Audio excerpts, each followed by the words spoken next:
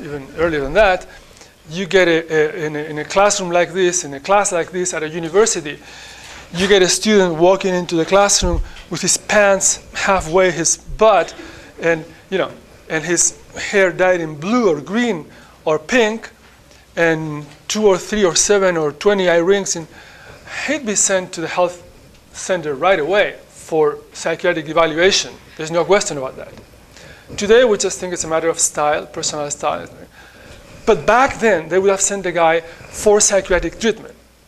And I think you agree with me on that. And the same with many other things that today we don't even think about it twice. We don't think about them. We just see them and think, well, it's a matter of choice, style, personal aesthetics. What that means is psychiatry, or actually mental disease, is a culturally defined illness, a culturally defined disease. I mean, when you get the flu, you can be sure you're feeling as bad as someone in 1950, 1870, or 1400s felt when they got the flu. But when it comes to a psychiatric problem, it's unclear whether you have a disease.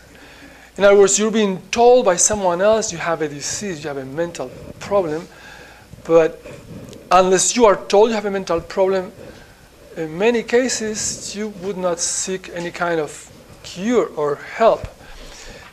Now think of homosexuality.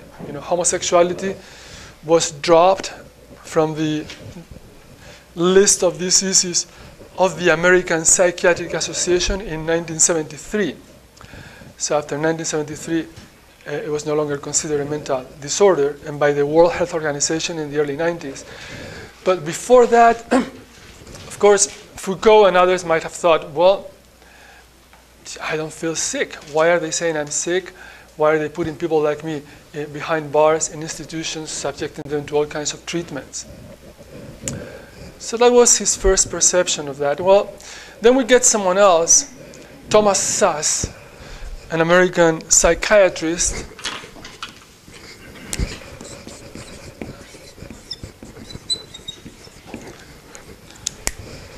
That's a Hungarian last name, is pronounced Szasz. Thomas Szasz, a psychiatrist and the founder of the anti-psychiatry movement. So he's a psychiatrist and anti-psychiatrist. Now, Michel Foucault died in 1984 or so, of AIDS, actually. Thomas Szasz, as far as I know, is still alive in the early 21st century. And he's not gay. Thomas Szasz is not gay, but he also investigated homosexuality. He also used homosexuality as his kind of focus for many of his books in the 1960s or so, 1960s, 1970s. He keeps publishing today. And he says, well, you know what? He says, psychiatry has no scientific entity. Psychiatry is a political and a social enterprise. It isn't really a scientific enterprise. This psychiatrists, he says, are watchdogs of the established order. They are watchdogs of the established order. We don't like someone, we put the label of sickness on them, and we get rid of them, and they get paid to do that. He says, psychiatrists have turned figurative language into literal language. What does he mean by that?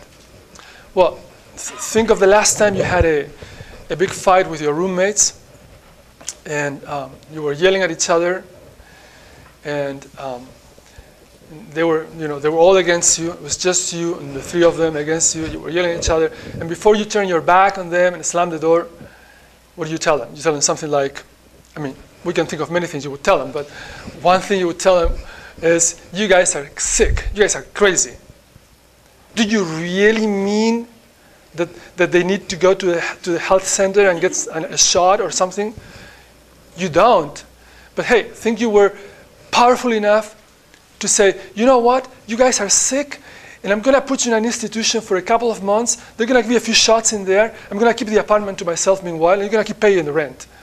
Well, wouldn't that be Wonderful, if you could do that. Well, Thomas Szasz says that is exactly what we do as a society. We use that expression crazy all the time. When we disagree with something, oh, he's crazy, oh, that's crazy. We don't really mean that people are mentally sick, but he says if we could make that real, if we could make that statement a real, solid prescription, so to say, we would. And as a society, we do. And the dominant, most conservative sector of society have done that. We don't like certain guys. We pay these guys, we give them the authority in the name of science to put the label of sickness on them and to put them in an institution.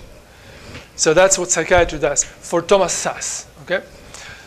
Just the title of some of his books is clearly expressive of what his theories are. The myth of mental illness is one of them. The manufacture of madness. So just the very title of the books gives you a clear idea of where he's coming from. Okay, so now we have a problem. The Enlightenment has failed to deliver on its promise of a rationally organized world fully at peace, with science fully in the service of people. Good. That was based on the assumption, number one, that scientists themselves, the experts, were fully objective, unbiased, impartial, with no personal interests of any kind. They were just there, like science itself. When you see something under the microscope, you don't criticize it. You know, it's there, it's a new particle, that's what it is. Well, that's what the scientist is supposed to be. Not in the service of any particular interest. But now we know that wasn't the case. Foucault said that's not the case. Look at those scientists working for Hitler and for Mussolini and all these bombs and all these poisonous gases and all these things they've done. And how do we know? And look at psychiatrists, even more. They're in the service of those guys in power. Now, when Foucault and Szasz were saying these things, they were taken to be two radicals. Just two radicals, 1960s, two more radicals. Yeah, right, psychiatry is, has no scientific entity, sure, yeah, whatever. However, then something happened that was an eye-opener to people.